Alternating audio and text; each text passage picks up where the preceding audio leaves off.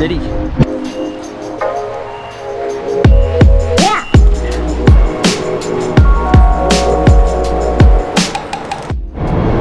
So we're over here in Central Station again, shooting on the 135.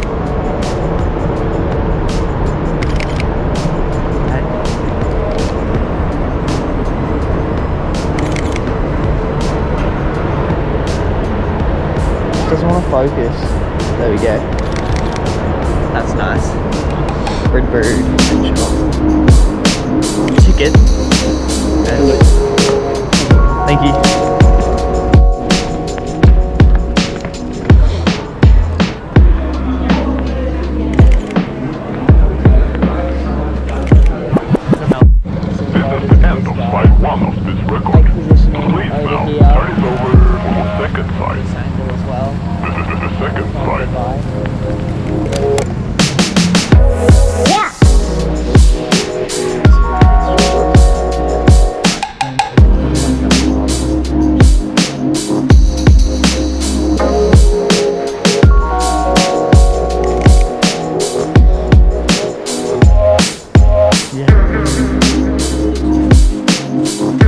Okay, so we're back at home now.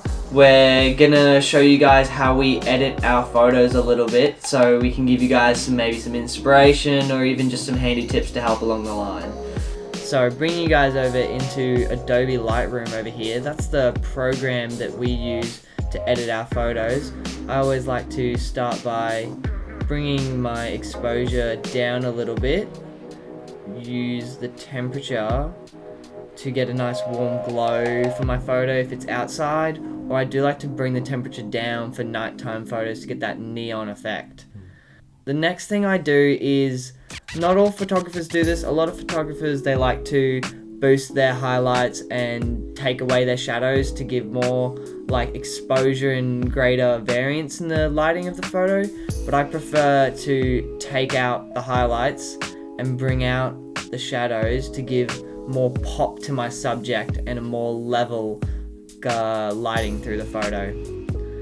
Then down in presence, I like to bring the texture up pretty much until I can see grain in the photo, and then I bring the clarity down a bit and the dehaze up just until I can see a nice vignetting, just to bring the subject out.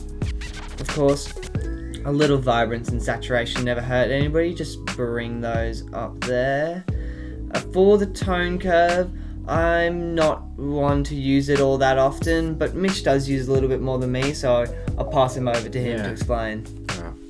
Well, I have an image here, and this photo, I feel like using the tone curve, I like to add a bit of depth to the blacks. So I can do that on the left side here, on just the white setting in the tone curve. So if I could pull down the blacks there, it just adds a little bit more depth, but it's a little bit too dark. So if you raise up the highlights there, it sort of levels it out, but I still feel that's a little too dark, so I'm going to raise up the blacks a little bit. But as you can see, just with a little bit of an adjustment, there's still like a level of depth that's been added on top of that image. We also have the color range in the tone curve, and this can be added to it's essentially adding color to the highlights or the shadows. Yeah, I don't typically use that too much in my photos, but giving it a go in this one. I brought my blacks down and my highlights up a little bit.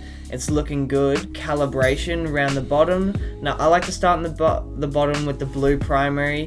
I think sliding over to the lighter blue chain, it gives those blues a little bit more of a neon glow, as well as bringing out oranges into a lot of depth and nice color to them. I like to push the greens over to the right, and then I want to get that bike just a little bit more on the orange side for the red. So I'm just going to drag that one just a bit over this way.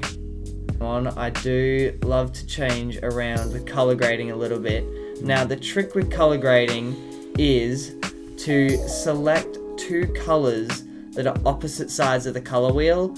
Now this will naturally appeal to the eye because they're opposite colors, and it just brings that extra depth into your photo.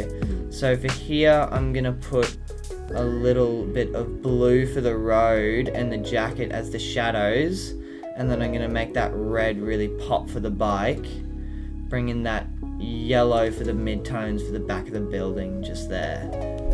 That's looking real nice.